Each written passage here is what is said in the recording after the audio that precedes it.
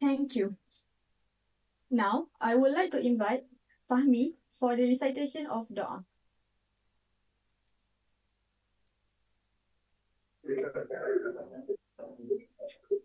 What is the word? What is the word?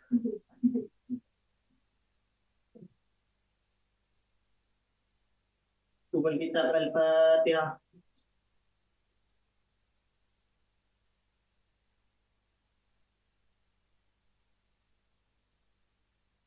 Bismillahirrahmanirrahim. Alhamdulillahirabbil alamin. Wassalatu wassalamu ala sayyidina Muhammad wa ala alihi wa ashabihi ajma'in. We express our gratitude to you for allowing us to attend assembly on this auspicious morning.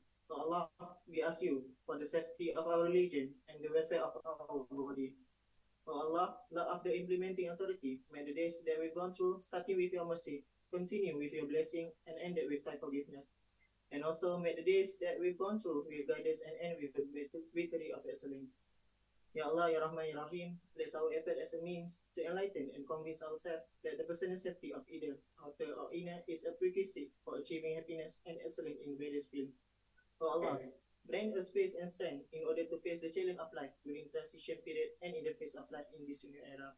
Ya Zal Jalali wal Ikram, oh Allah, show us guidance and adjust our path and ways to achieve happiness and glory. Let us listen to people who like the good thing. Let us avoid doing the bad and evil thing. Oh Allah, bless our life in this meeting and prevent us from harm and unfortunate event. Allahumma ja'alna hadza jam'an marhuma wa tafarraqa ba'dihi tafarraqa ma'suma la taj'al lahuma fina wala ma'ana wala man yat'una shakiya wala mahmuda wala mahmuma. Allahumma ja'al khairal a'mali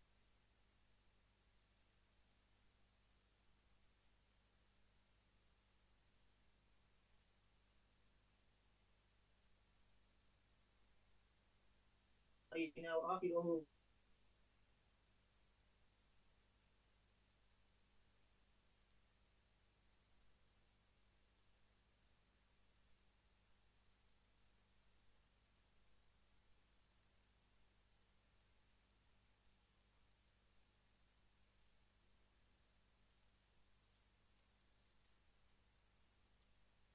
Thank you, Fahmi, for the Doa recitation.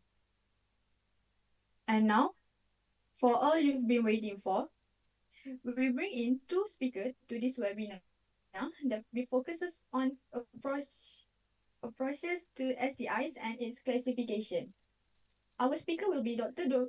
Fatim Farhana Muhammad Fauzi, a medical officer in Klinik Kesihatan Bandar Pekan.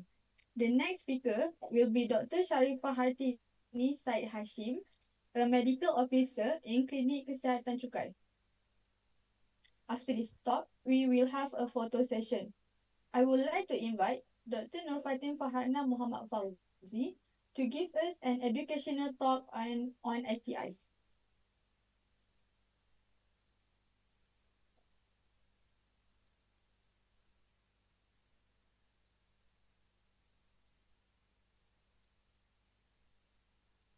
Okey, Assalamualaikum. Boleh dengar tak suara saya? So, terdengar.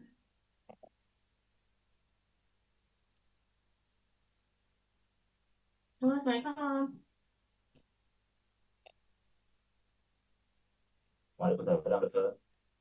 Boleh dengar Alhamdulillah, boleh. Nampak tak skrin saya? Nampak doktor, complication of STI. Ya, tak kelihatan. Okey, nampak skrin saya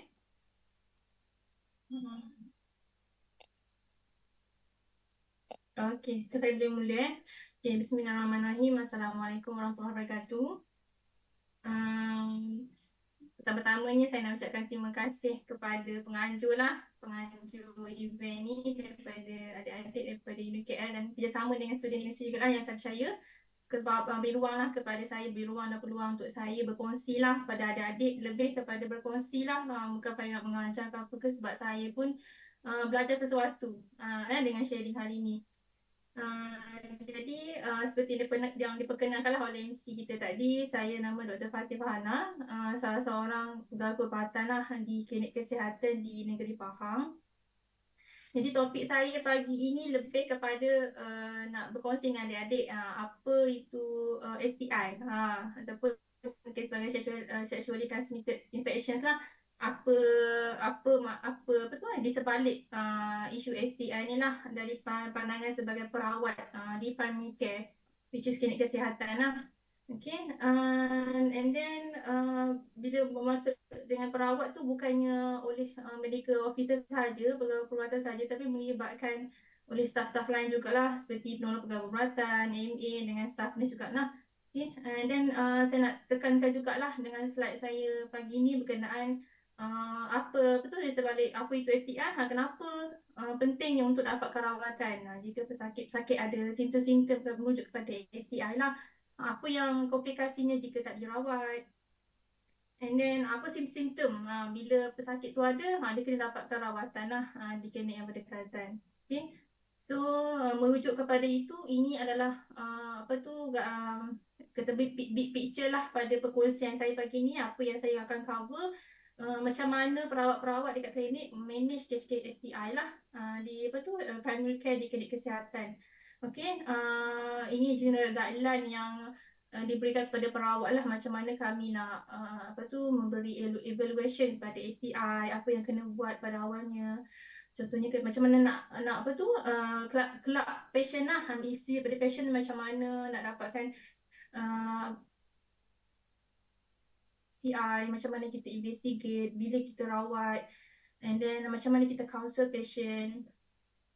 And then macam mana kita nak kawal dia punya partner tu nak treat macam mana. Itu saya akan bagi pendedahan lebih pada pendedahan perkongsian bagi gambaran macam mana kes ni dirawat Okay, so first of all, apa itu STI, apa yang maksud di sebalik STI, by its name jugalah, dia punya definition dia. Maksudnya all infection yang boleh dijangkiti melalui sexual contact, yang termasuklah bakteria, virus, fungus, protozoa, parasit, benda-benda yang kita tak nampak, yang hanya nampak oleh under mikroskop kan. Jadi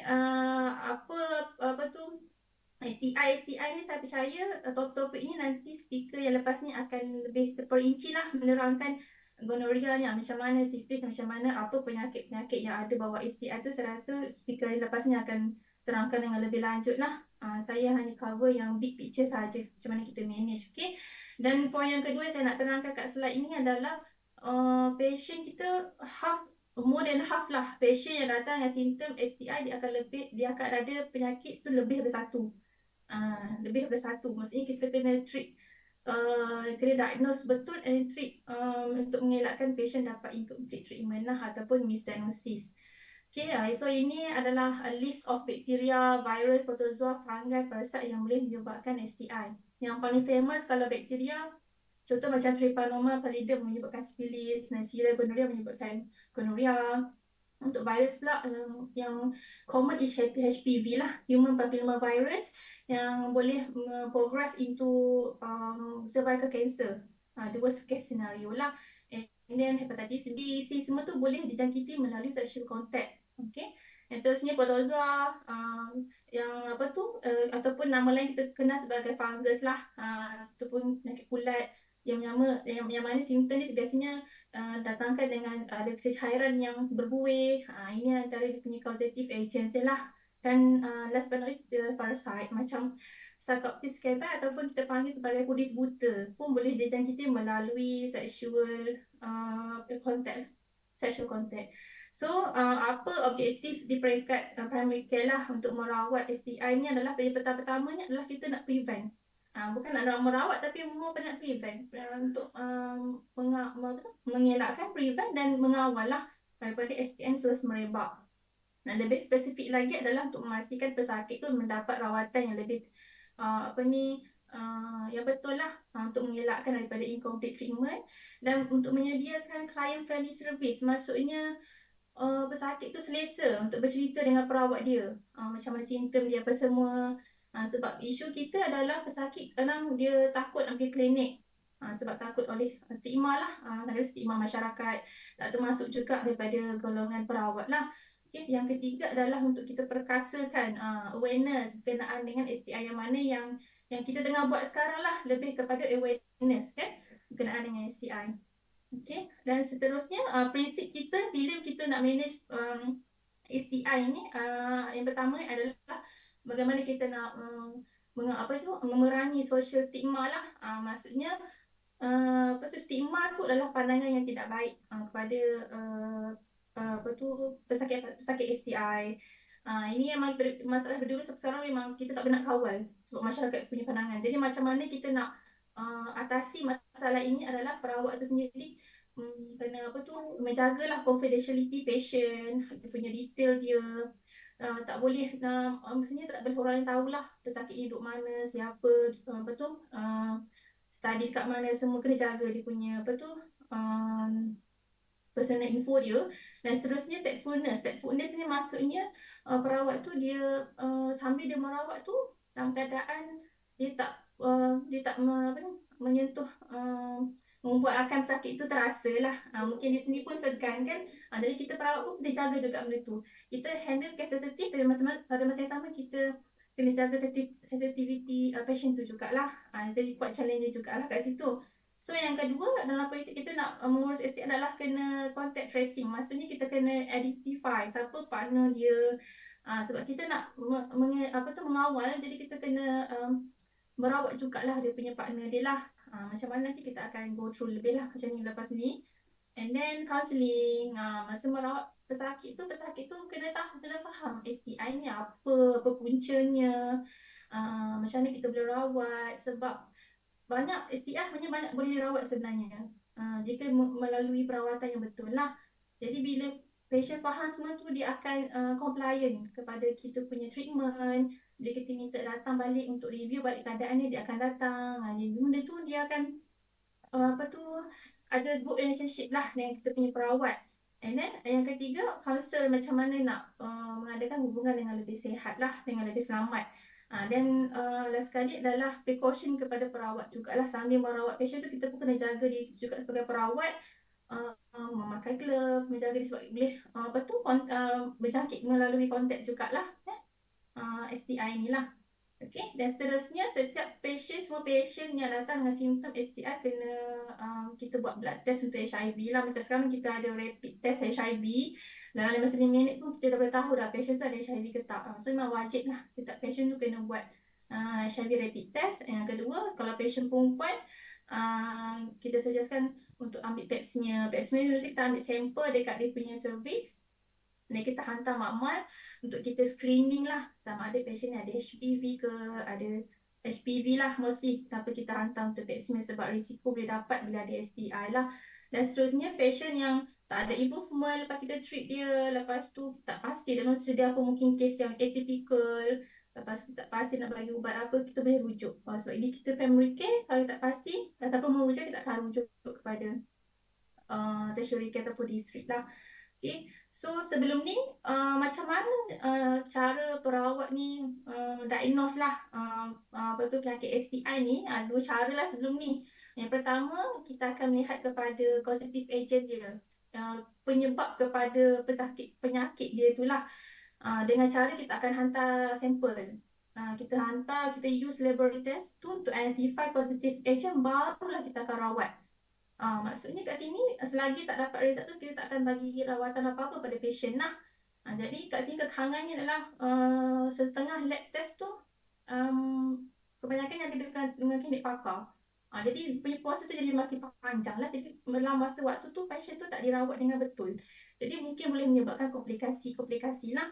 Ataupun yang cara kedua, kita akan diagnose dengan cara kita punya examination. Kita tengok patient tu, kita tengok simptom dia, pun kita terus diagnose tanpa buat lab test lah untuk mengkonfirmkan kita punya diagnosis tu. Kat sini dia punya kekurangannya adalah sebab STI ni, semua STI dia simptom dia lebih kurang. Jadi kita pun tak pasti ini yang mana, ini apa penyebab dia, apa punca dia. Mungkin ini sebabkan bakteria, tapi kita bagi ubat untuk virus. Jadi macam tak treated lah patient tu kan. Jadi mungkin menyebabkan wrong diagnosis, ataupun kita akan panggil undertreated ataupun overtreated lah patient tu. So menyebabkan patient tu incomplete treatment lah. So bila jadi macam kekurangan-kekurangan macam tu, jadi patient pun tak dapat rawatan yang betul, boleh menyebabkan incomplete treatment. So apa yang komplikasinya, pertama adalah drug resistant organism lah. Maksudnya sampai ke tahap dah macam-macam ubat kita beri kat patient masih lagi tak okey. So sampai benda tu, maksudnya organism tu, bakteria ke apa ke, dia jadi resistant lah pada antibiotik kita bagi. So dia macam makin susah lah untuk dibunuh. Okay. Yang kedua, komplikasi dia lah. Nanti kita akan cerita lebih lah apa komplikasi dia. Yang ketiga, persistent infection and reinfection. Maksudnya dia punya infection tu tak baik-baik lah. Bila baik, datang lagi. So masalah patient tu tak selesai lah. Okay. Jadi apa complication of STI jika patient tak datang, patient ada simptom tapi tak datang untuk merawatan, ataupun kita undertreat patient, kita overdiagnose patient. So ini komplikasi yang mungkin patient boleh ada yang kita kena identify lah. Contoh kita pergi pada male dulu, possible boleh ada phimosis. Maksudnya kalau tengok kepada gambar rajah ni lah kan, yang belah kanan atas tu phimosis tu, maksudnya kulit dia tu lebih macam melabuh ke depan, kulit dia tu. Jadi apa yang boleh berlaku adalah mungkin kat sini boleh berlaku jangkitan yang lain pula, jangkitan salur kencing pula. Dia boleh jadi more ada complications lah. Ataupun yang kedua, paraphimosis. Kalau tengok bahagian gambar dekat bawah tu, macam ada kulit tengah tu yang macam ring tu kan, ada kemerahan tu, dia menyebabkan sampai gangrene. Dia kata gangrene tu salur darah tu dia tak sampai kepada penis tu, menyebabkan bahagian kat situ mati. So tak boleh berfungsi lah.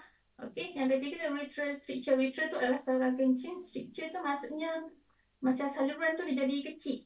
Macam tengok gambar rajah kat bawah ni kan, yang stricture yang saluran kencing tu, saluran kencing tu boleh jadi kecil, jadi menyebabkan dysuria, sakit bila nak kencing, belum dapat jangkitan salur kencing, dan boleh affect juga pada bladder jugalah, pening kencing, dan eventually pada buah pinggang. So komplikasi dia akan more lagi lah. Dan seterusnya, the worst case is carcinoma of penis. Maksudnya daripada kanser. So boleh dapat lah STI, kalau tak dirawat boleh dapat kanser lah.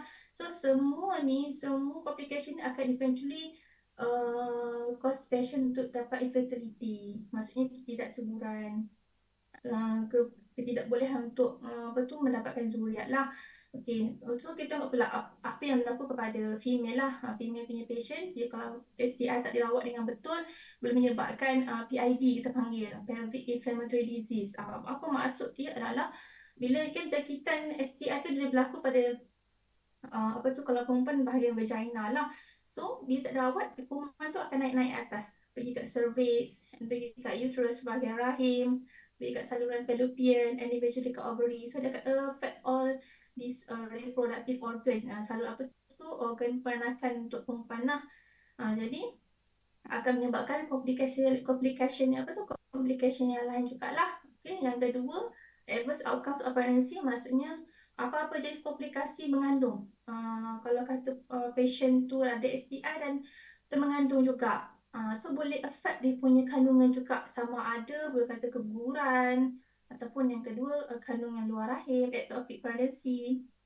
Maksudnya dia punya fetus dia tu boleh lekat dekat fallopian tube, menyebabkan pecah, bleeding, eventually boleh menyebabkan death jugalah sebabkan oleh bleeding. Okay, ataupun premature, baby lahir pramatang. Okay, dan kita tengok juga boleh menyebabkan congenital or perinatal infection, maksudnya pada baby lah. Jika pesakit tu mengandung kan, bila kita kalau kata baby tu selamat dilahirkan, dia boleh dapat risiko untuk mendapatkan jangkitan pada mata, eye infection, pada paru-paru, infant pneumonias, dan eventually pada dia punya brain lah, menyebabkan kalau budak tu membesar boleh menyebabkan mental retardation. Okey, yang terakhir boleh menyebabkan cervical cancer di bahagian cervix ni lah. Mana puncanya adalah daripada human papilloma virus lah. Sebab tu kita akan buat pap smear untuk rule out HPV. So actually kalau kita tengok pada big picture lah pada kat sini, sebenarnya complication ni bukan jadi pada male atau female sahaja. Sebenarnya ada 3 individu yang akan affected, which is anak lah. Jika kata patient tu dia termengandung, anak dia tu pun dapat complication juga. Kesian lah pada baby ya. Tanpa apa, keluar-keluar dah ada semacam-macam penyakit dah, kalau kata dia survive lah. Okay, so next. Okay, so lihatlah kepada dua approach kita tadi lah. Yang kita guna cara traditional approach tadi, nampak banyak kan kekangan dia, banyak dia punya complication yang boleh berlaku. Jadi apa yang kita guna sekarang ni adalah recommendation daripada WHO lah, yang kita panggil sebagai Modified Syndromic Approach ataupun MSA, yang mana untuk memudahkan lagi perawat untuk mendiagnose dan terus bagi rawatan kepada pesakit on their first visit lagi. Kita boleh bagi ubat terus dah untuk mengelakkan more complication dan untuk mengkontrol jugalah STI tu. Okay, dengan mana yang MSA ni dia guna lebih kepada etiological approach. Kita akan buat lab test juga, tapi pada masa yang sama kita akan rawat sekali. Kita tak tunggu lab test dulu baru kita rawat, tak. Sambil kita running test, kita pun akan bagi treatment jugalah. Jadi MSA ini akan memudahkan perawat-perawat di primary care di remote area. Maksudnya yang jauh daripada bandar, yang banyak limited facility. Macam saya, actually saya pada KK dekat Pekan memang agak, orang kata banyak kampung-kampung yang jauh-jauh, orang asli yang susah mereka untuk datang ke hospital. Jadi macam memudahkan kita lah untuk treat patient lah. Okay, so ini adalah recommendation pada WHO lah, yang introducekan approach ni yang lebih simple, yang lebih mesra, lebih cost effective lah, yang boleh diaplikasikan di semua peringkat primary care lah. Yang mana STI tu dia akan di-manage berdasarkan kita punya patient punya simptom, dengan apa sign dia dan apa treatment yang kita boleh bagi tanpa kita tunggu lab test yang kita hantar. Okay, so apa maksud MSA tu adalah dia groupkan infective agents tu berdasarkan clinical syndrome yang biasanya patient akan dapat lah, simptom yang akan dapat, and then dia bagi satu guideline. Nanti kita akan cerita lebih lah lepas ni macam mana bagi gambaran dia lah. So apa 3 MSA yang diperkenalkan adalah vaginal discharge, urethral discharge dengan genital ulcer. Di mana vaginal discharge tu biasanya simptom daripada female lah, daripada sakit wanita. Urethral discharge lebih pada lelaki punya complaint lah, dan genital ulcer boleh affect both lah, affect both female and male jugalah. Okay, So, okay, alright. Okay, so bila patient datang bagi komplain sekian dan kita suspect ada STI lah. Jadi kita boleh guna MSA approach ni, macam mana kita nak handle, macam mana, apa yang kita nak kena buat, bagi treatment apa, supaya memudahkan kita nak terus bagi ubat lah. Macam saya cakap tadi, the most effective yang standardized. Semua primary care akan guna management yang sama, standardized lah. And then kita akan buat basic investigation. Contoh macam yang kita buat rapid HIV test tu. Maksudnya by 5 minit kita boleh tahu dah patient ada HIV ke tak. Itu antara basic investigation kita boleh terus buat lah. Okay. And then pada masa yang sama kita boleh bagi health education juga pada patient untuk improvekan patient punya compliancy pada ubat yang kita bagi, pada follow up yang kita bagi. Dan kita boleh counsel juga apa behavior dia, risiko-risiko dia untuk mendapatkan STI ni, bagaimana untuk mengelakkan, dan bagaimana kita untuk treat lah dia punya partner dia, untuk mengurangkan dan control lah dia STI. Okay. So this is the main syndrome lah yang kita guna untuk manage STI. Okay, so apa simptom lah yang patient akan datang? Contohnya, okay, banyak discharge. Biasanya patient akan datang ataupun jika sesiapa lah ada simptom ni, memang kena pergi dapatkan rawatan lah di mana klinik untuk mengelakkan apa tu, complication dan dapat early treatment lah. So, bila patient yang ada vaginal discharge punya syndrome ni, patient akan datang dengan unusual discharge. Apa yang dia maksudkan unusual discharge? Sebab discharge ada discharge yang normal sebenarnya untuk perempuan. Okay, so kita pergi kepada next slide. Ini yang perbandingan lah. Apa healthy vaginal discharge dengan apa yang abnormal. Yang mana yang tak normal lah, kena pergi dapatkan rawatan. Okay, yang pertama adalah changes in consistency. Maksudnya sebenarnya mungkin memang ada discharge. Biasanya kita panggil keputihan kan untuk perempuan. Biasa cair, tapi yang ni datang macam pekat. Dia macam tak, bukannya kebiasaan dia. Lepas tu yang kedua, warna dia. Kalau warna hijau, warna kuning pekat, warna kelabu is not normal lah. Kalau normal is putih, clear, ataupun dia akan light yellow. That one pun colour kita punya menstrual kan. So this consider normal lagi. Kalau other than that tu kira abnormal lah. And then yang ketiga, dia menyerupai seperti cheese. Kalau patient tu ada candida, memang dia boleh present dengan dia punya keputihan tu pun macam berbuih. Macam cheese cottage tu dia putih kan. Cottage punya cheese colour tu consistency memang sama. Itu dengan biasa tak akan berserta dengan itchiness lah, vaginal itchiness. It's not normal And then berdatang dengan keputihan yang frothy foamy, maksudnya dia berbuih. Ataupun yang seterusnya dia berbau. Kalau ikutkan yang normal dia tak berbau lah. Kalau berbau macam honey lah biasanya. Foul odor, it's not normal. Ataupun kalau macam blood stain brown yang di luar waktu dia punya menstrual pun is not normal. So kalau ada simptom ni, kena datang ke klinik lah untuk dapatkan rawatan dan diagnosis lah. Okay, dan seterusnya itching. Tadi kan kita sebut lah, kalau ada itchiness, it's not normal lah. And then dysuria, maksudnya maksudnya adalah pain. Uria tu maksudnya kencing lah. Kalau ada sakit waktu kencing. Dyspareunia tu maksudnya hubungan kelamin. Sakit masuk hubungan kelamin pun akan datang juga lah. It's not normal. Kalau ada lower abdominal pain, lower back pain, itu dah pergi kepada komplikasi dah lah. Komplikasi itu merujuk kepada PID tadi. Kalau dah ada juga semua ni, maksudnya dia dah sampai kepada komplikasi, belum dah merebak sampai dia punya reproductive organ lah. Kalau dia ada lower abdominal pain dengan lower back pain Okay, ini adalah simptom yang patient datang. Dan bila dia datang ke klinik, apa yang kita nampak sebagai perawat adalah kita kena tengok lah. Memang nampak abnormal discharge, lepas tu nampak ada kemerahan pada dia punya lepas tu ada sulit tu vagina dia. Lepas tu kita akan buat speculum, bahagian dalam cervix pun nampak kemerahan. Lepas tu ada berdarah. Itu kita pergi kepada kotak yang sebelah tu, mungkin ini dah dia punya differential diagnosis dia lah. Okay. Yang ini nanti akan diterangkan oleh speaker selepas ni lah. And then yang kedua, urethral discharge, lebih kepada simptom daripada pesakit lelaki lah. jika dia ada discharge, discharge dia tak ada normal ke tak normal. Lelaki kalau discharge memang tak normal. Lepas tu dia ada dysuria, sakit dia nak kencing, kerap kencing, lepas tu dia irritation, maksud ada keradangan. Dia macam tak selesa daripada dia punya salur kencing dia lah. It's not normal pun boleh jadi simptom pada STI lah. Dan saya memang kita nampak urethral discharge, dan kemungkinan boleh jadi disebabkan oleh gonorrhea atau chlamydia. Yang ketiga, genital ulcer. Maksudnya dia ada ulcer pada bahagian luaran dia punya alat kelamin dia tu lah. Dengan mungkin dia datang dengan simptom tak selesa bahagian luar. Mungkin ada luka jugalah, ada ulcer juga.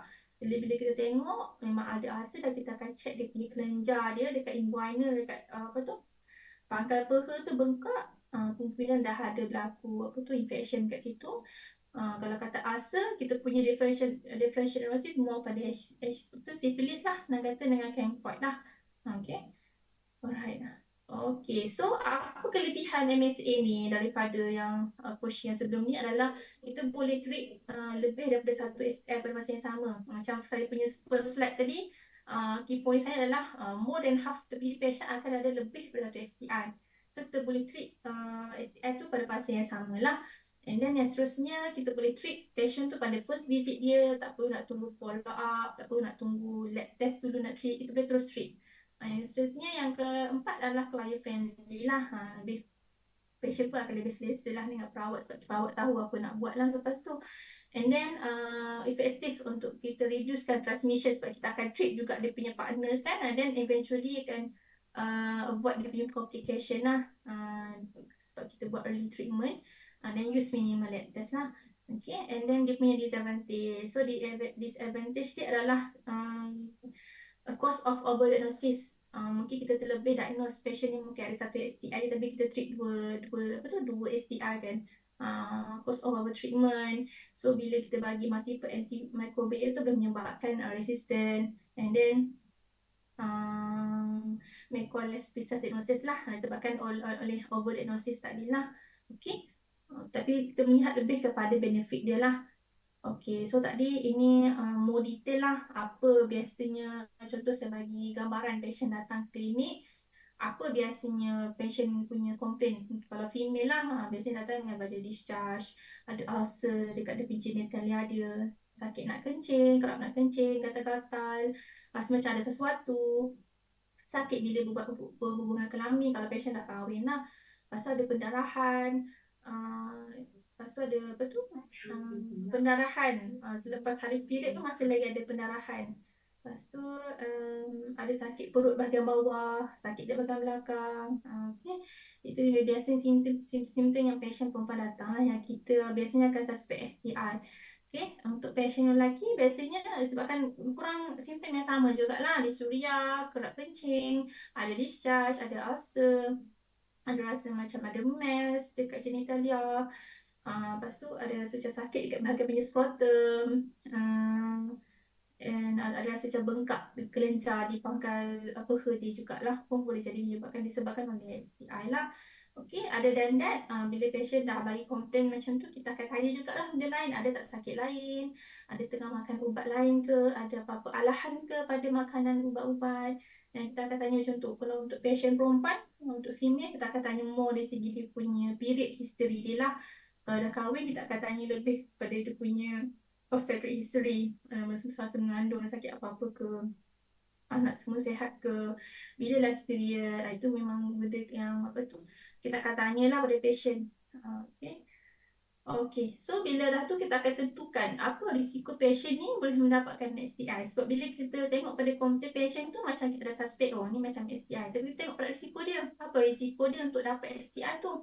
Okay, antaranya adalah occupation lah. Kalau dah memang dah bekerja seks ke apa ke, memang tinggilah risiko dia untuk dapat. Ataupun yang suka travel, yang mengamalkan unprotected sexual encounters, yang ada multiple sexual partners, yang buat tattoo pun boleh dapat risiko kalau dia buat tattoo. Lepas tu sebelum ni dia pernah ada STI, pernah mengalami STI pun boleh jadi reinfection balik lah. Lepas tu pernah dapat kita panggil blood transfusion. Mungkin dia sebenarnya kurang darah sebab bleeding banyak sangat masa period ke apa ke, masuk ward masuk darah. pun ada risiko untuk dapat sakit STI jugalah, sebab boleh transmitted melalui darah juga. And then pernah ada ambil dadah ke, minum alkohol, apa tu, pernah dapat vaksin tak untuk hepatitis ke apalah. Kalau dapat tu mungkin kuranglah risiko dia untuk dapat STI. Okay, dan seterusnya kita akan get more information lah berkenaan dengan dia punya sexual history. Okay, jadi masa nak tanya ni, dia about tactfulness tadi tu. Maksudnya benda ni sensitif, tapi kita kena tanya patient dalam keadaan dia tak terasa dengan kita supaya dia selesa lah untuk share dengan perawat tu. Sebab untuk diagnosis ni sebenarnya dia 80% diagnosis tu dah daripada history sahaja. 20% tu hanyalah untuk confirmation, nak confirmkan kita punya diagnosis. Betul lah, dia memang ada ni. So betul pentingnya untuk perawat tu dapatkan history yang betul, dan pentingnya daripada pesakit jugalah untuk memberi history yang betul lah, yang tepat, dan bekerjasama lah dengan perawat untuk merawat STI ni lah. Jadi pada masa history taking tu memastikan patient punya privacy, confidentiality dia kena mesra lah, supaya patient tu selesa lah dengan perawat tu lah. And then ini list lah apa yang macam mana nak bantu perawat tu untuk menjaga tactfulness lah masa history taking lah. Okay, so apa yang kita tanya, yang patient kena alert lah, berapa bilangan partners dia selama 3 bulan ni, bila last dia buat sexual intercourse, apa hubungan dia dengan partner, mungkin dah kahwin sebenarnya kan, apa gender pun penting jugalah, apa gender dia punya partner, berapa lama buat relationship ni, apa exposure dia, ada pakai kita panggil contraception ke tak, ada pakai kita panggil kondom lah, senang cerita contoh benda macam tu. Partner tu ada simptom tak, ada problem tak, benda tu memang kena tanya lah, memang detail, sebab kita nak tentukan apa dia punya ni lah, background dia. Okay. And then yang seterusnya, bila kita dah rasa dah ini kita suspect sekian, nak confirm kita punya diagnosis tu, kita akan running lab test. Ini mungkin lebih berkaitan lah dengan adik-adik punya course kan, biomedical science tu lebih kepada lab test kan. Jadi ini apa yang kita akan hantar lah untuk confirm kita punya test. First of all, blood test lah, test darah. Kita akan ambil darah patient untuk kita test untuk HIV punya antibody. Macam tadi rapid test sahaja kan, ini untuk confirmkan lagi antibody dia lah. Syphilis serology untuk hepatitis B, hepatitis C, virus screening lah kita panggil, yang kita akan hantar. Dan yang kedua, kita akan hantar sampel discharge jugalah untuk buat field microscopy lah untuk diagnose syphilis ataupun syphilis lah untuk kes-kes yang ada genital ulcer. Okay. And then untuk ini yang tadi adalah general lah, kita akan buat untuk semua patient. Tapi kalau untuk patient lelaki, kita akan ambil swab pada urethra dia dengan MLT, kita panggil medical lab technician ni, dia akan run lah, akan buat gram stain, culture, antigen test, wet mount untuk confirmkan apa benda yang ada dalam discharge tu lah, untuk confirmkan diagnosis. Dan yang kedua, akan ambil swab juga untuk gram stain untuk confirmkan darah lah. Okay. So basically akan ambil swab jugalah, daripada discharge tu akan run test dekat lab lah. Okay. So untuk female, kita akan ambil area endocervical. Endocervical tu maksudnya dalam cervix lah. Okay. Tak ada gambar dalam cervix tu kita akan buat speculum. Kau pernah dengar bulu itik tu, kita akan buka dia punya cervix. Kita akan visualize jugalah apa yang berlaku pada dinding rahim dia. Ini kita akan buat sampel jugalah untuk runkan test yang sama lah, gram stain, culture kita dengan pap smear tadi. Lalang kita ambil swab tu, kita akan ambil pap smear terus lah sekali. Dan dia macam mana swab dekat bahagian luar genitalia tu kan, kita akan ambil swab juga untuk runkan test yang sama lah. Okay. So ini yang saya cerita tadi lah, sindrom dia. So ini gambaran big picture lah, apa yang kita akan buat. Saya concludekan saya punya presentation tadi lah. So on first visit, bila patient datang, daftar and then jumpa perawat lah, sama ada MA ataupun staff nurse ataupun doktor. doktor akan berlaku ni lah conversation, history, lepas tu doktor akan chat. So bila kita tengok tu macam ada patient ada complication macam saya share tadi, kalau ada memang kita akan rujuk terus lah ke hospital. Ataupun kalau tak ada complication, masih lagi okey, masih lagi kita boleh treat at home lagi. So kita akan treat according dia punya syndrome lah, macam mana dia datang dengan vaginal ulcer ke, vaginal discharge ke, uterine discharge ke. Nanti saya akan detail lagi lah untuk next punya slide. So sementara kita treat tu, kita akan hantar investigation juga. Then kita akan buat proper documentation lah, and then kita akan notify untuk inform health inspector untuk buat contact tracing, siapa dia punya partner apa semua lah, sebab kita nak control the STI and then kita akan bagi TCA to come again lah, datang lagi 2 minggu lepas kita bagi treatment tu untuk tengok result lah, result siapa yang kita hantar, dan kita nak tengok juga condition dia okey tak okey. Inilah follow up visit lepas 2 minggu, kita bagi tarikh, jumpa balik doktor, dan kita tengoklah patient punya investigation dia, result, apa result dia, and then macam mana simptom dia. Kalau kata simptom dia resolve, okay, so kita boleh discharge lah patient, tak perlu datang lagi lah, tapi kita akan counsel lah patient macam nak prevent apa semua and then kalau ada simptom lagi, kita akan repeat lagi treatment, investigate lagi, mungkin buat ada investigation, and then kita akan bagi TCA lagi lah 2 minggu.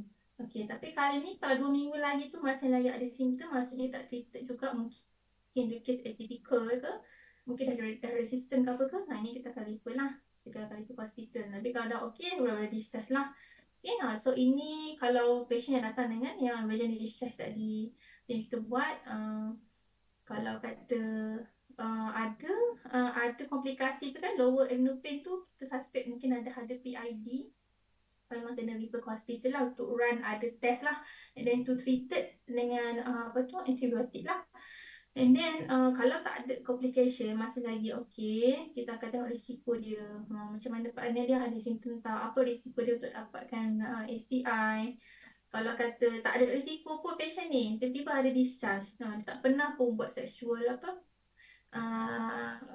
intercourse ke kan kat luar, tak pernah lah, maksudnya tak ada high risk behavior lah kita panggil, tak akan treat sebagai vaginitis lah, mungkin jangkitan biasa sahaja.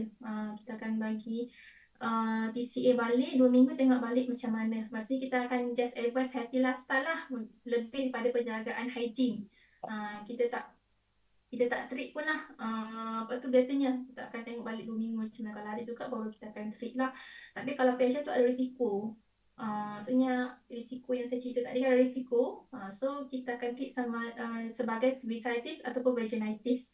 Maksudnya kita akan bagi ubat lah pada dia, pada masa sama kita akan send lab test jugalah, and then kita akan advise lah punya behavior change dia, bila buat macam ni akan dia dapatkan complication macam ni lah.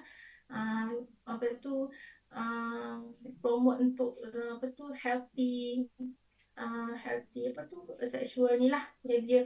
And then kita akan rasakan juga pada pesakit tu masa 2 minggu ni tak boleh buat ni lah hubungan luar lah, sex abstinence, maksudnya tak boleh buat hubungan kelamin masa 2 minggu lah. And then kena treat juga partner, kalau kata dah kahwin tu kena treat juga suami lah. And then kita akan TCA awal sikit, 7 hari seminggu kita akan beritahu berjanji nak tengok result lab test yang kita hantar, nak tengok balik condition dia macam mana lah.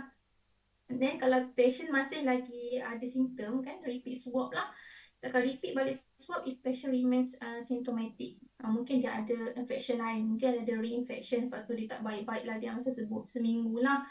Okay, and then kita akan repeat after 3 bulan tu, kita akan bagi temujanji untuk repeat virus screening, sebab dia ada risiko untuk dapatkan HIV, hepatitis yang incurable punya disease. Okay, so ini risk factor dia lah. Kalau ada, memang kita akan treat dia sebagai cervicitis atau vaginitis lah. Contohnya macam age lebih daripada 1, tapi kita age ni pun, mana-mana age pun kalau risiko yang lain-lain tu pasti kita akan treat sebagai STI jugalah. And then yang terutamanya lagi kalau ada yang new sexual partner within last 3 months, yang ada multiple sexual partners, memang kita akan rule out untuk STI lah. Ini saya nak tunjuk tadi untuk case female lah, kalau kita examine dia punya cervix tu, kita akan buat speculum examination. Kalau yang tak pernah terdedah kan, boleh google lah apa itu speculum, ataupun dalam bahasa kita biasanya orang kenal sebagai mulitik. Dia akan buka cervix kita untuk kita visualize lah apa yang berlaku pada dia punya cervix. Ini contoh ni gambaran dia lah. Pada bibir rahim tu, ini yang kalau untuk normal punya. Ini kalau kita suspect mungkin ada gonococcal hepatitis, chlamydia. Okay, right. Kadang-kadang kalau kita tengok sahaja tu pun dah tahu dah apa kemungkinan yang dia ada lah. Okay, ini kalau untuk kes kalau male patient datang dengan urethral discharge. Okay, so mana-mana kes pun kita akan semua akan treat macam ni. Sama macam tadi juga lah. Set abstinence untuk 2 minggu. Kita akan advise untuk behavior change, healthy lifestyle. Dia promote untuk penggunaan kondom, treat partners juga. NTCA pun seminggu jugalah untuk review result test yang kita hantar dan condition patient sama ada masih lagi ada ke simptom dia. Kalau ada pun kita akan repeat swab balik dan akan repeat virus screening dia dalam masa 3 bulan lagi lah. Okay. Maksudnya follow up kita tu tak berhenti kat situ saja. Nanti kita akan monitor lagi macam mana patient punya condition semualah. Okay, ini kalau untuk genital ulcer. Okay, genital ulcer untuk both female dan male lah. Kalau datang ada nampak ulcer, kita sendiri pun boleh nampak memang ada ulcer dekat dia punya genital tu. Maksudnya ada luka. Saya lupa nak tak gambar kat sini. Maksudnya ada luka dekat dia punya luka ataupun terpanggil wound, ulcer. Yang kita boleh nampak dekat dia punya alat kelamin tu kalau ada and sakit. Ulcer tu kita akan take sebagai herpes lah, herpes genitalis lah. TCA seminggu jugalah macam tadi, tengok macam mana. And then kalau ulcer tapi tak pain lah, okay, dia tak rasa pun, kita akan take sebagai syphilis and chancroid. Okay, and then dia punya management pun sama je lah macam tadi. Alright, okay, so okay, so last but not least lah, saya punya sharing pada hari ni. STI prevention and control, back to our objective tadi. Sebenarnya first general objective kita dalam merangi STI lebih kepada prevention and control sebab is controllable. STI ni kita boleh elakkan sebenarnya. Dan macam mana macam hari ni lah, apa yang kita buat hari ni, kita bagi awareness pada kita punya student, kawan-kawan kita, apa tu STI, macam mana nak prevent, apa buruknya, maksudnya teruknya lah STI ni lah kan, yang boleh kita dapat lah bila kita tak elak lah benda ni. Okay. Dan sebenarnya STI prevention and control ni juga dia adalah kerjasama daripada KKM, daripada peringkat Kementerian Kesihatan, Kementerian Pendidikan lah. Dia kerjasama daripada 2 kementerian untuk memerangi lah STI prevention dengan control ni, dengan mana kita akan promote safer sexual behaviour. Lepas tu early healthcare seeking behaviour, this one. Maksudnya kita promotekan patient untuk datang awal jumpa perawat. Jangan sampai dah teruk sangat baru nak jumpa doktor. Yang mana masa tu mungkin dah terlambat dah untuk dapat rawatan elok lah. Ini yang antara kita punya challenge lah. And then prevention and care activities among primary healthcare lah. Ni peranan daripada klinik kesihatan lah untuk awareness kepada penduduk sekitar lah. Okay, dan comprehensive approach, maksudnya pendekatan yang comprehensive lah, macam mana kita nak manage STI dengan memberi appropriate treatment, memberi proper education dan counseling patient untuk mengurangkan risiko infection dan mengurangkan risiko menjangkiti pada orang lain. And then promote juga untuk penggunaan kita panggil penggunaan yang betul lah, kondom macam mana. And then untuk notify juga dia punya partner untuk prevent kan spread the STI lah. Okay. And then saya rasa slide ni yang mengakhirilah saya punya sharing hari ni. Saya kembalikanlah stage kepada MC. Terima kasih.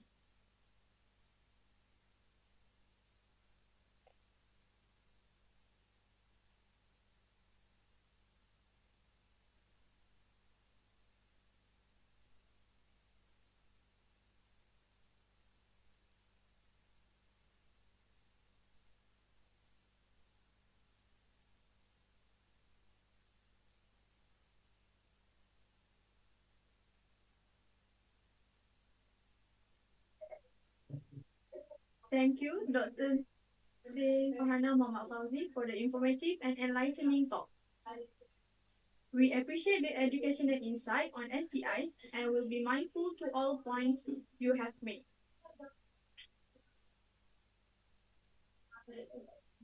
It was. We will now have a photo session with Dr. Nurfatin Farhana Muhammad Fauzi, and I kindly ask everyone to turn on their camera. Don't forget to smile.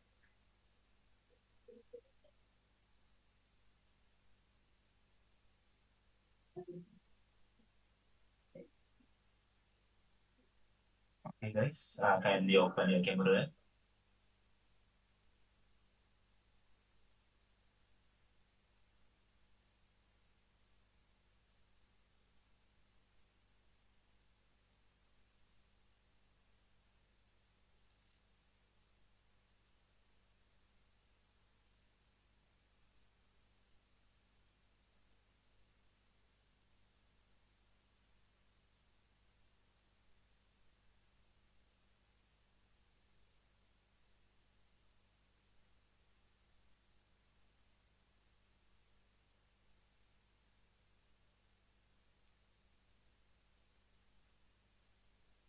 Okay, ready, ya?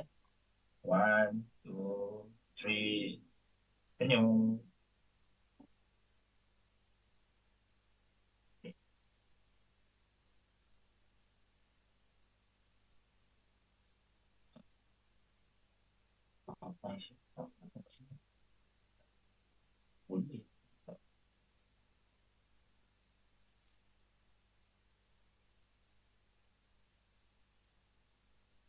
Okay dah, thank you.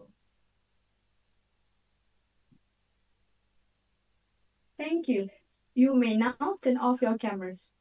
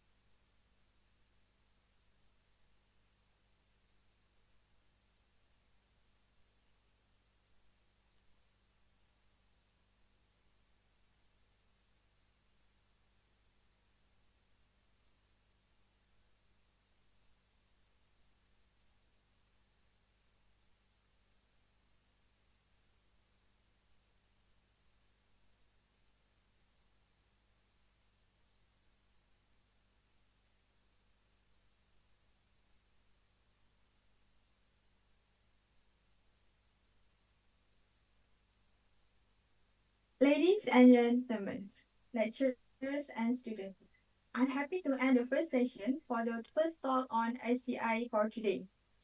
We will now move on to our next session of the event with an esteemed guest, Dr. Sharifah Hartini Said Hashim, to give this talk next. We appreciate your in listening. Don't forget, we will have a Q&A this talk. So your cooperation is very much appreciated. Now we have Dr. Sharifah Hartini Said Hashim.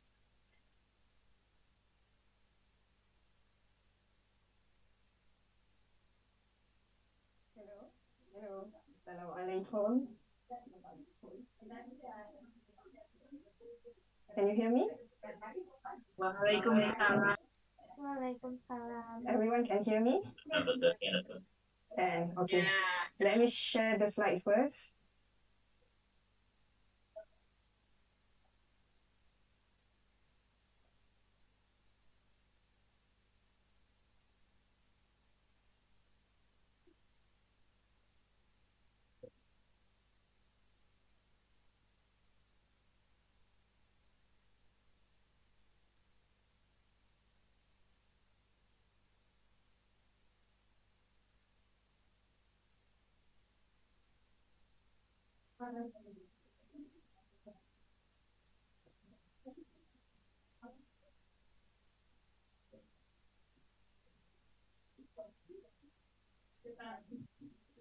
Can you see my slides?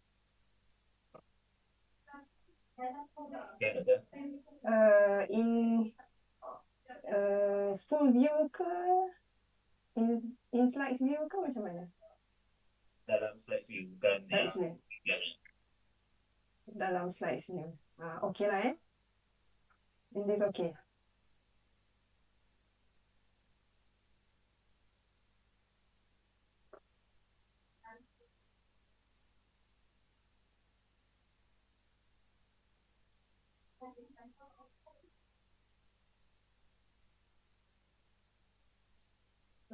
Sekejap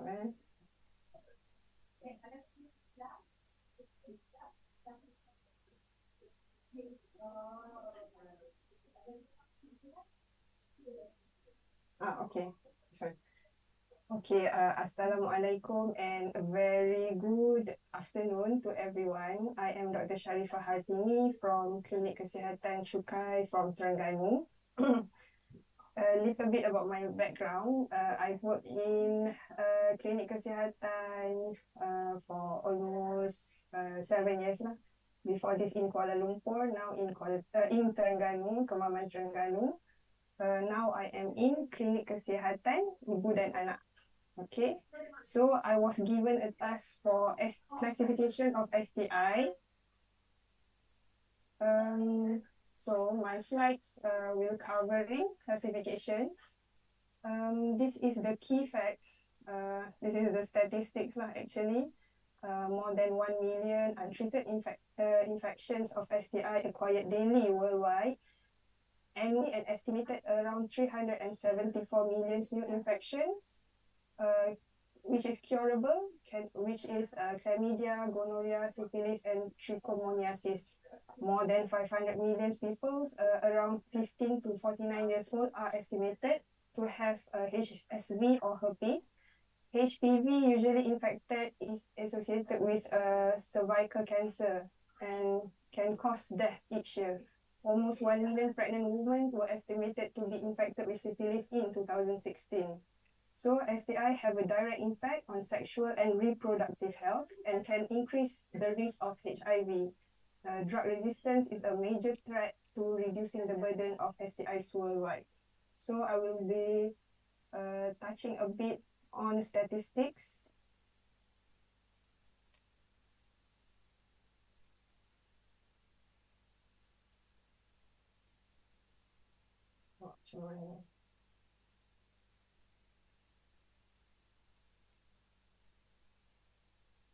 Kejap dia lag.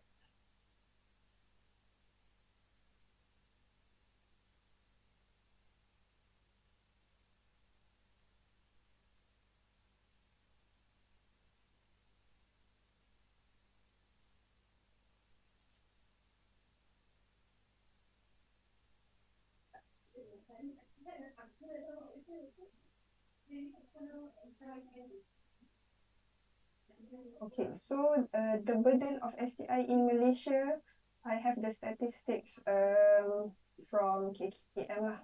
The statistic is from 2004 until 2022. So we can see that the STI cases was increasing in trends, especially syphilis lah. So syphilis increasing from 714 cases to 4,669 cases in 2022. And gonorrhea also increasing in trends from 356 cases to 1,819 cases in 2022. Chancroid remains stable in trends. So in the chart here, the blue color is representing syphilis, and the orange color representing gonorrhea.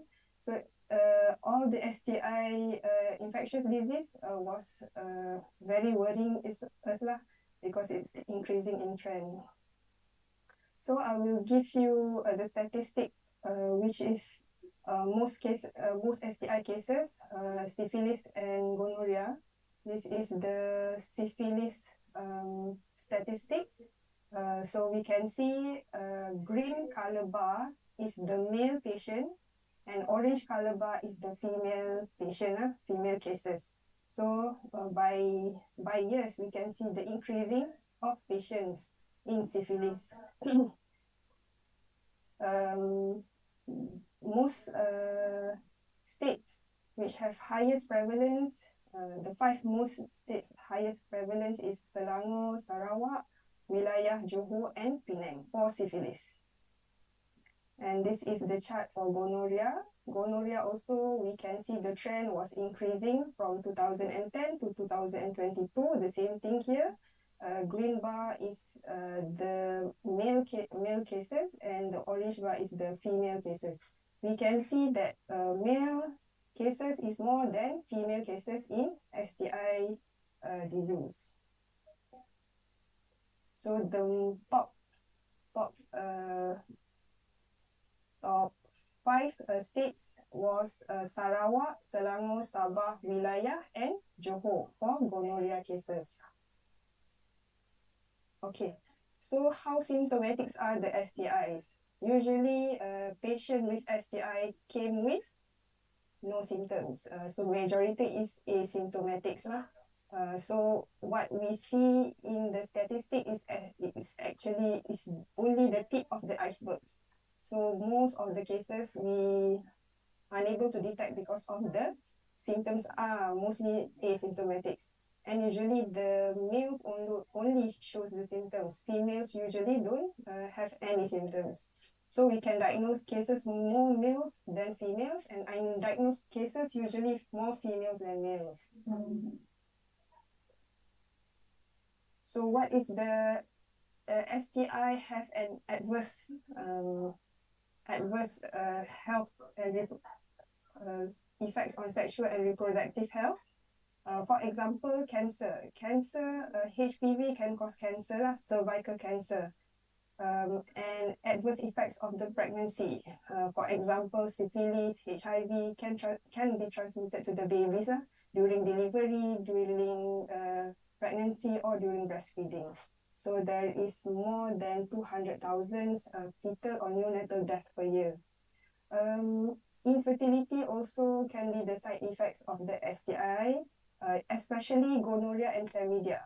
Gonorrhea and chlamydia are most commonly causes infertility, and it also increases the HIV risk.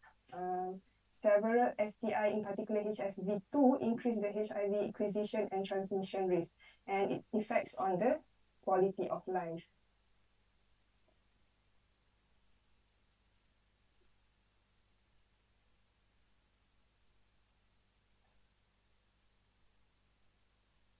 Sexually transmitted, so the introduction, so sekarang I'll go to my topic, STI classification, sexual transmitted infection known as sexually transmitted disease or venereal disease. There are more than 30 known bacteria, viruses, parasites that can cause STI.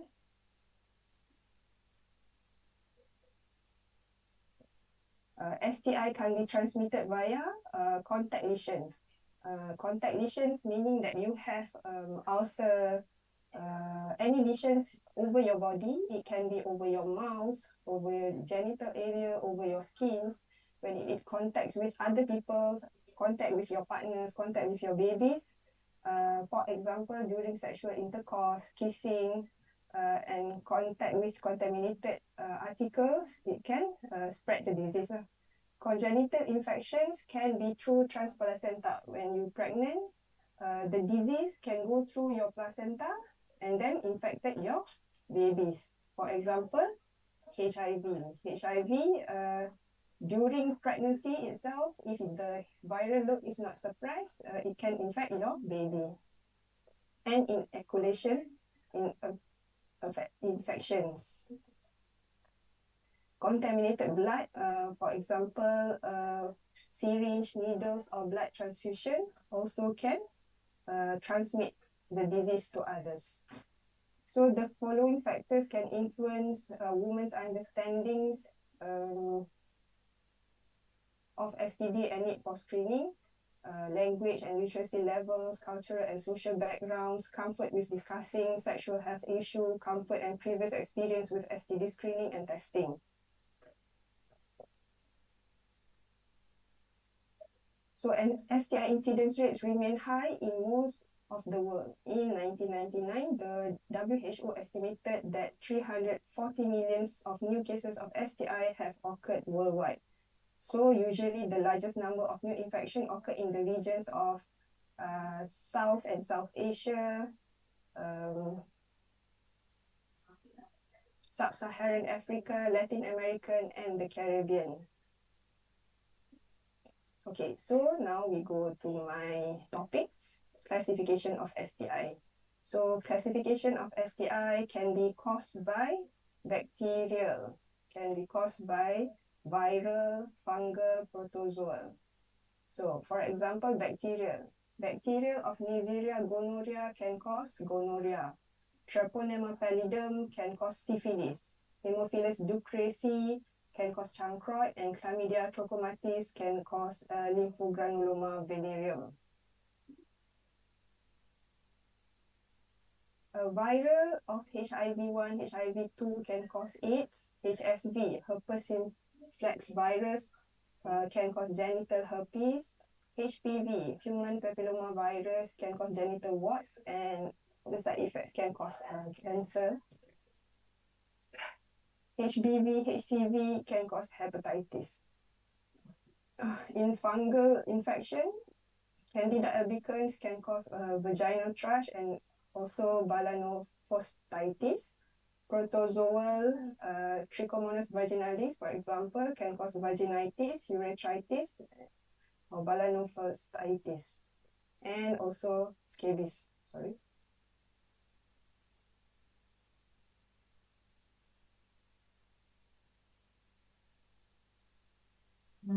So for gonorrhea, the causative agents is the Neisseria gonorrhea.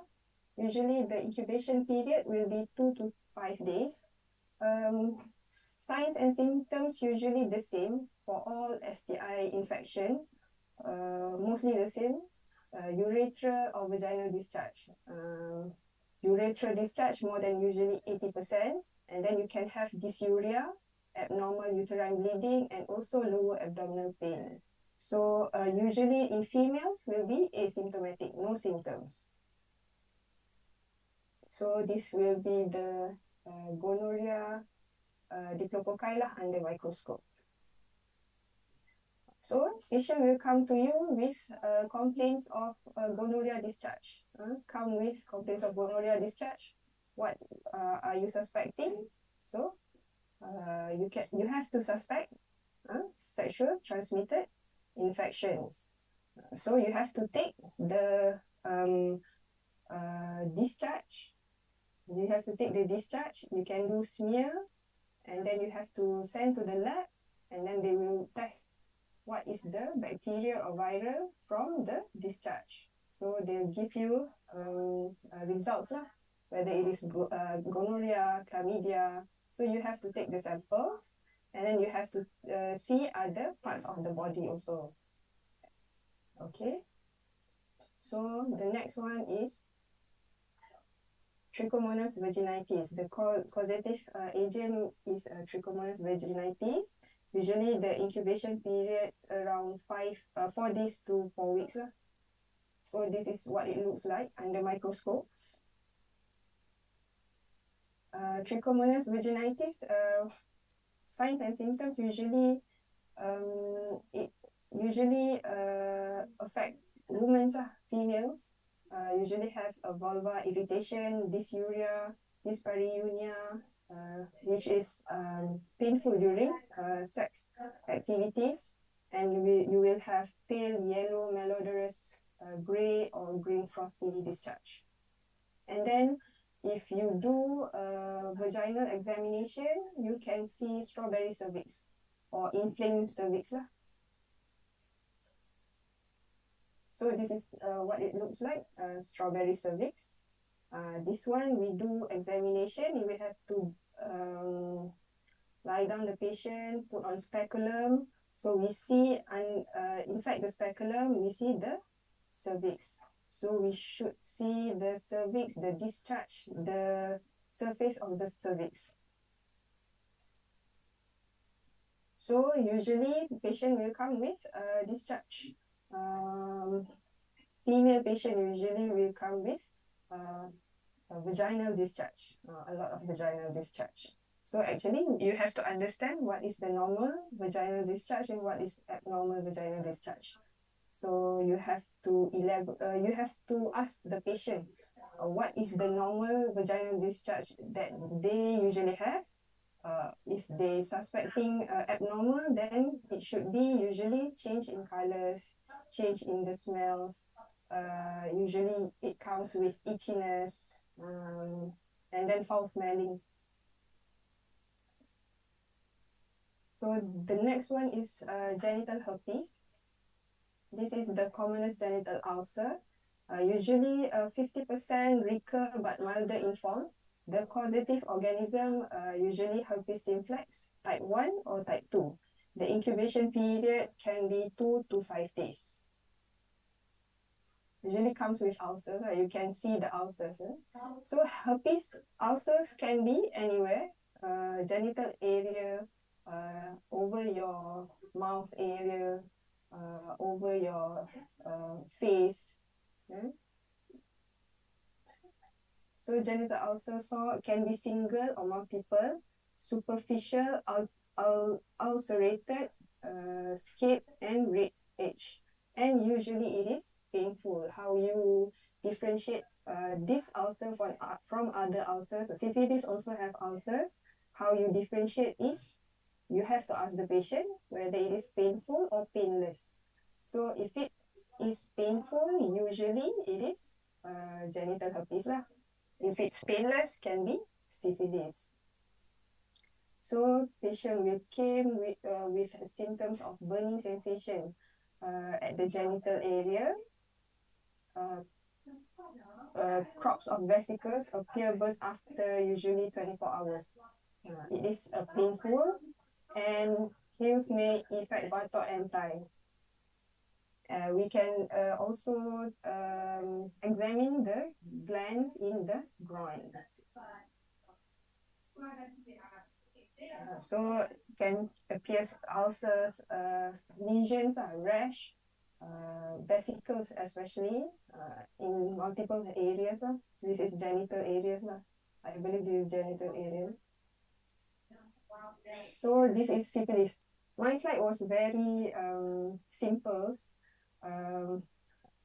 Comes towards the end of my slides because my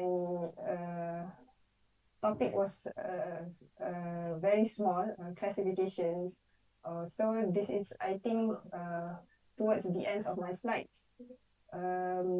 So syphilis classification can be early syphilis or late syphilis.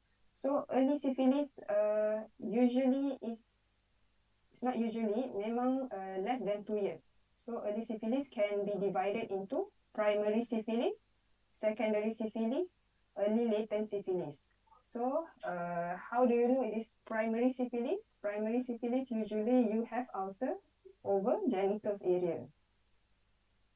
Secondary syphilis, usually the syphilis will spread to other places. You have lesions over other place other than genitals area, over the skin's area, over the face, over the other place. And then early latent syphilis, usually you don't have any symptoms.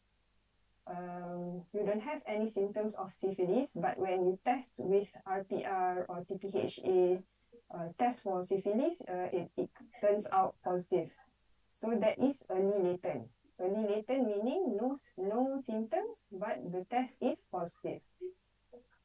Okay, for late syphilis, the disease is already more than 2 years. So the late syphilis can be late latent syphilis or tertiary syphilis.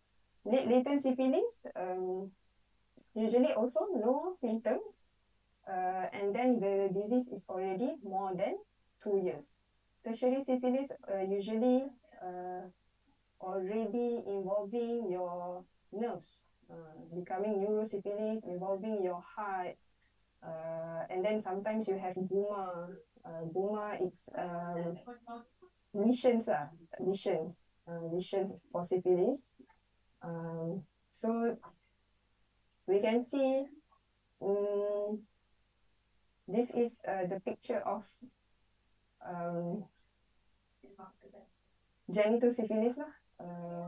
So you can see actually here is ulcer, which is painless. They won't feel any pain over the ulcer. No pain at all. And then the ulcer will be in the genital area. That's why if any patients come to you with complaints of discharge, usually a male patient comes to you with discharge, you have to check for ulcers over genitals area, over other parts of the body, especially hands. And then syphilis also comes with alopecia and other things. Okay, I think that's all from my sides.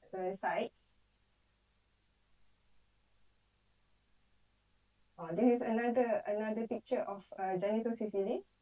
Here we can see ulcers. Okay, thank you. Thank you for your attention.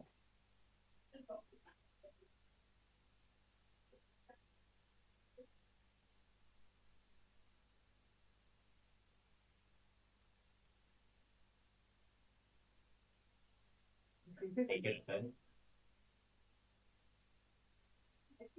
Thank you for the informative and phenomenal speech, Dr. Shafifah Hartini Saihashim. Your speech has been inspiring and educational, furthering our minds on this topic and providing us critical information for our health. As you know, we will now proceed with our Q&A sessions.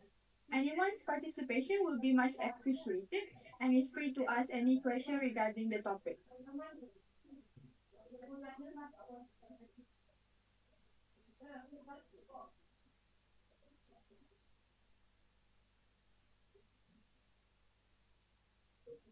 Doctor, boleh ke one patient infect with 2 or 3 diseases related to STI, and then how they are diagnosed with patient with multiple disease? Sorry, again your question. Boleh ke satu patient infected with 2 or 3 disease about berkaitan dengan STI, and how they are diagnosed multiple disease lah? Oh, okay, I understand. Boleh. Actually, kalau contohnya gonorrhea, when you are, if the patient comes with vaginal, usually penile discharge lah, kan? Penile discharge, you ambil test, usually it comes with chlamydia. Biasanya gonorrhea, 40% of gonorrhea patients, dia ada macam infection dia comes together lah with chlamydia. 40% of the gonorrhea patients ada infection with chlamydia juga. So it can be multiple disease. HIV can be comes with syphilis, come with herpes, boleh banyak disease in patients. And then how we diagnose ataupun how we test the disease tu, it depends on the disease lah. Kalau you have a penile discharge, you have to take the discharge and then you have to swab over the slides tu, and then you have to send to the lab, and then they will test what is the microbe under the microscope lah, and then other testing also. But if you are infected, you are suspecting HIV, you have to do rapid test. What we have here in klinik kesihatan, we have rapid test, we have ELISA test.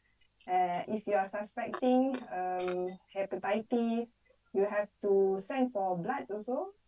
You have to send for hepatitis B antigen. Other disease, more to swabs lah, because if they have a discharge, you have to take the discharge and then you have to send to the lab, and then they will see under the microscope. HIV, syphilis, hepatitis, they have blood tests, specific blood tests lah.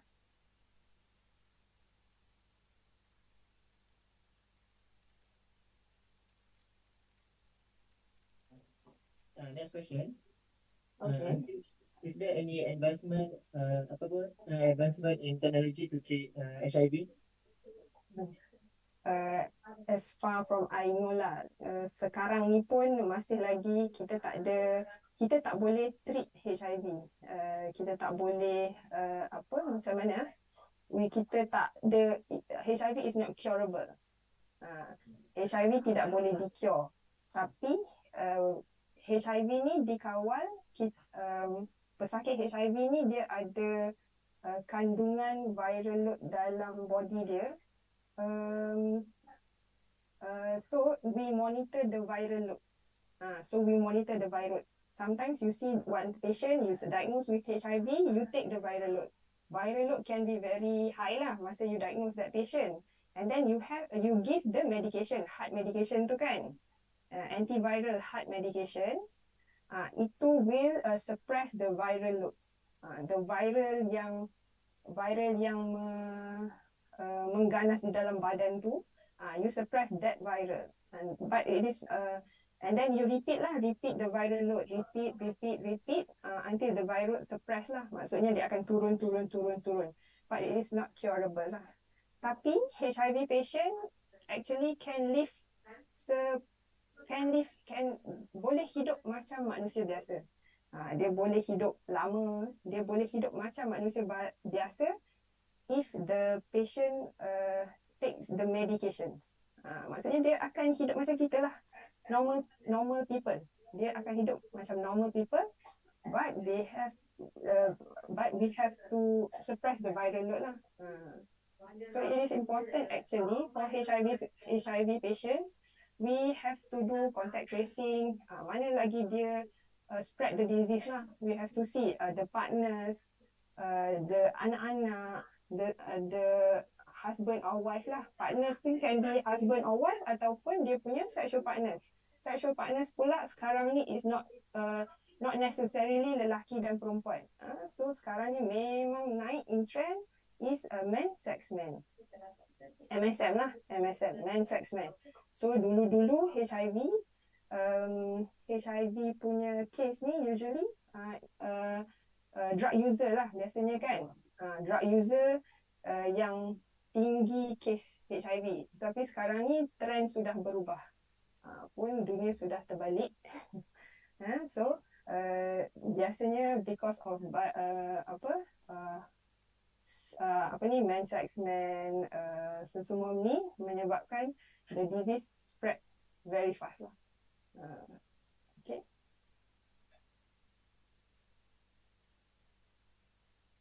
And it is, I nak sambung sikit, it is very important because my slide is very tak banyak lah I nak sambung sikit. It is for me, in klinik kesihatan ibu dan anak, important for us not to transmit the disease from mother to child. Now we are going towards that lah. PMTCT itu, kita tak nak transmit the disease to the child. For example, HIV HIV can be transmitted to the child in 3 ways lah. 3 ways? Apa dia? 3 ways tu? Anyone knows? Anyone knows? 3 ways of transmission of HIV to the child. So the first one, during pregnancy lah. During pregnancy itu sendiri, transplacenta, it can transmit to the baby. And then second way is during delivery. During delivery, if the patient have a very high viral load, we cannot allow the patient to deliver normal. You have to do caesar. So it lesser risk for the baby to get infected with HIV. And then third one is during breastfeeding. That's why HIV patient, we don't allow HIV patient to breastfeeding the child because the viral can go through, maksudnya boleh masuk to the breast milk lah to the child. So other than that, HIV, syphilis, so we don't want that to transmit to the babies lah.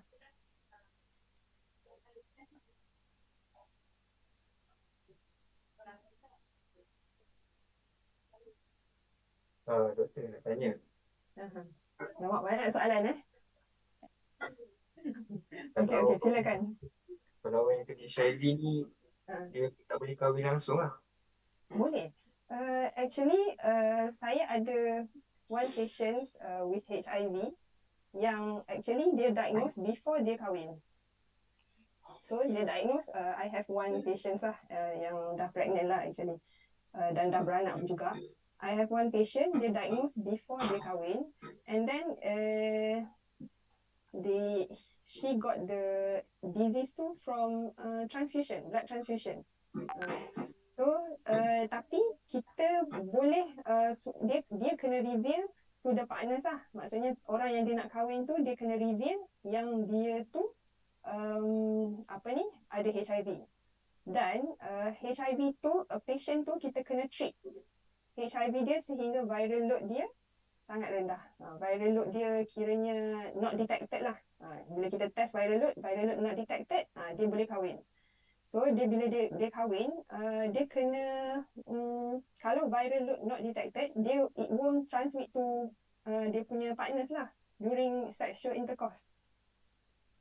So dia boleh je kahwin, ada je yang kahwin, HIV pun ada yang kahwin, tapi partner have to aware of the risk, tapi dan that patient have to continue with medications. Dia maksudnya kena sentiasa makan medication supaya dia punya viral load tu suppress. Kalau viral load suppress, dia doing sexual intercourse, husband dia tu will not get infected. Okay, kalau time-time viral load dia, kalau dia tak berani, boleh pakai kondom lah. Tapi if the viral load not detected, it won't be infected to the partners lah. Boleh kahwin. And then dia pun dah beranak. Anak dia during pregnancy pun kita kawal dia punya viral load throughout the pregnancy not detected, and then anak dia pun not infected. Tak dapat HIV tu. So that's how we want to end the HIV lah. Kita tak nak siapa-siapa pun get the HIV tu. Okay? Good question.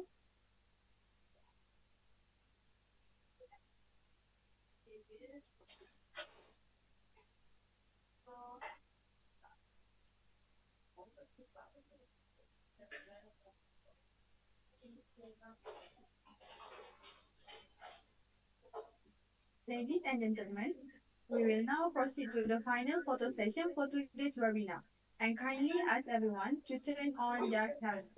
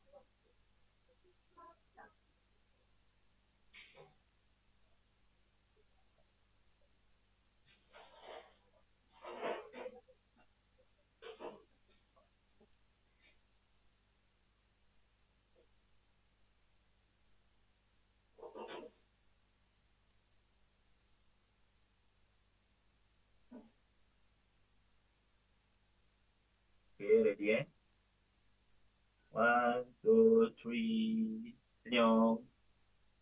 Lagi. Freestyle. Lagi.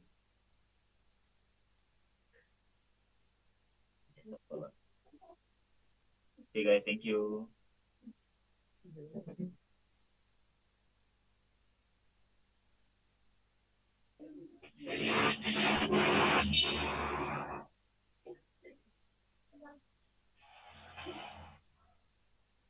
Ladies and gentlemen, students,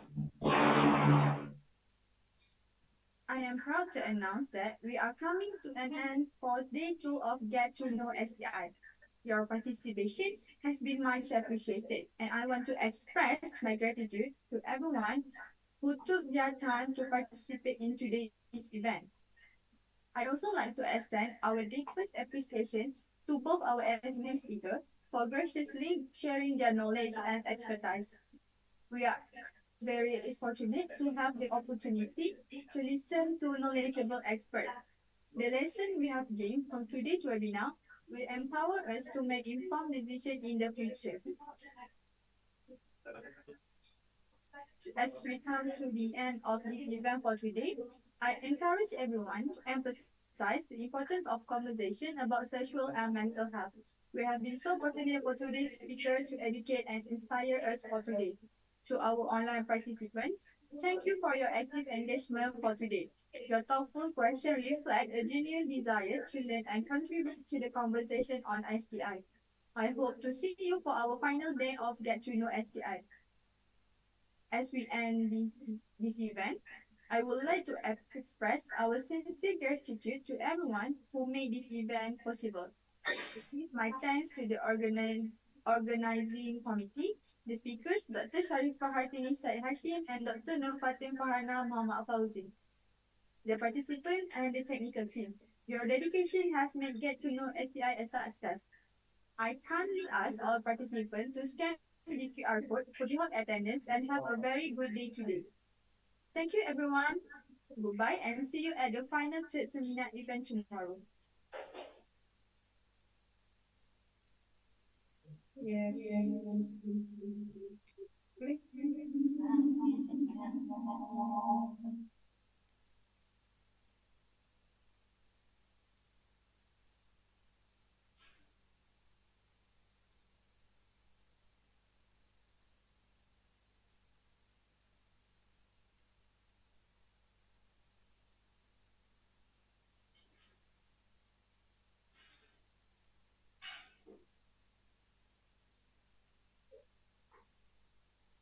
Okay guys, before you guys leave, I would like to ask you guys to scan every QR code.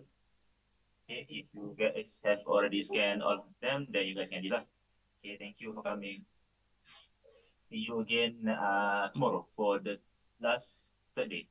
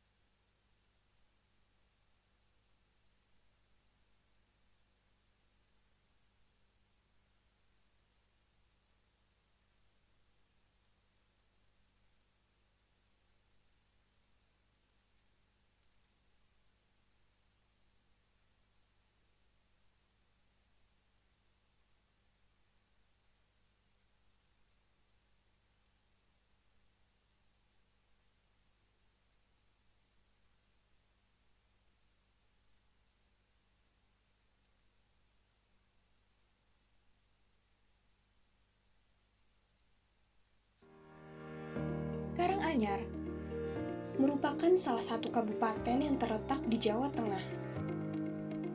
Didukung dengan lingkungan yang asri, penduduk yang ramah, serta biaya hidup yang terjangkau, menjadikan Kabupaten Karanganyar sebagai lokasi yang tepat untuk melanjutkan pendidikan di tingkat perguruan tinggi. Setikes Mitra Husada Karanganyar berdiri sejak tahun 2014 yang merupakan hasil alih bentuk dari dua institusi perguruan tinggi sebelumnya, yaitu Apikes Mitra Husada Karanganyar dan Akmi Mitra Husada Karanganyar. Apikes Mitra Husada Karanganyar memiliki visi menjadi institusi pendidikan yang berkontribusi di tingkat nasional dalam menghasilkan tenaga kesehatan yang berkarakter, berbudaya, dan berkompeten dalam profesinya. Kami menerima pendaftaran mahasiswa baru tahun akademik 2023-2024 dengan program studi Sarjana Keperawatan terakreditasi B, Diploma 3 Rekam Medis dan Informasi Kesehatan terakreditasi B, Diploma 3 Kebidanan terakreditasi B, Sarjana Terapan Manajemen Informasi Kesehatan terakreditasi B, dan Diploma 4 Keselamatan dan Kesehatan Kerja. Mengutamakan fasilitas yang lengkap dan modern, Setikes Mitra Husada Karanganyar menyediakan gedung